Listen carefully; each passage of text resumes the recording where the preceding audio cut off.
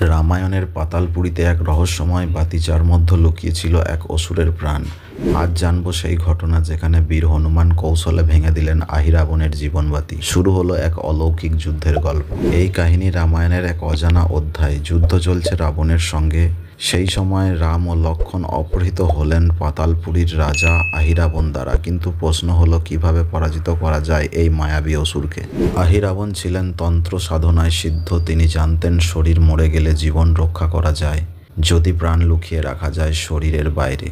তাই তিনি নিজের প্রাণ লুকিয়ে রেখেছিলেন এক জাদুকরী বাতির ভিতরে। এই বাতির আলো যতক্ষণ জ্বলত, আহিরাবণ ততক্ষণ অমর। বাতি না নেভালে তাকে মারাও যায় না। অন্যদিকে হনুমান যখন পাতালপুরীতে প্রবেশ করেন, তিনি বুঝতে পারেন আহিরাবণকে শুধু শক্তিতে হারানো যাবে না, খুঁজে বের করতে হবে তার গোপন দুর্বলতা। কালী মন্দিরে যখন আহিরাবণ বলি প্রস্তুত করছেন, তখন হনুমান আড়াল থেকে শুনতে পান এক অসুরের কথা, বাতি নেভালে রাজা মরবে। এই বাতি ছিল একটা সোনালী প্রদীপ, যা কালী মন্দিরের ঠিক উপরে ঝুলছিল।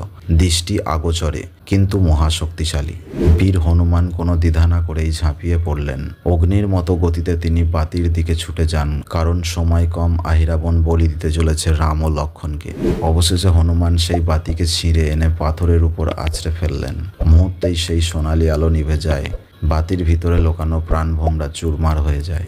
বাতি ভাঙতেই আহিরাবণ চিৎকার করে ওঠে। তার প্রাণ নিঃশেষ হয়ে যায়। এক মুহূর্তেই শেষ হয়ে যায় তার তন্ত্র, তার মায়া, তার জীবন।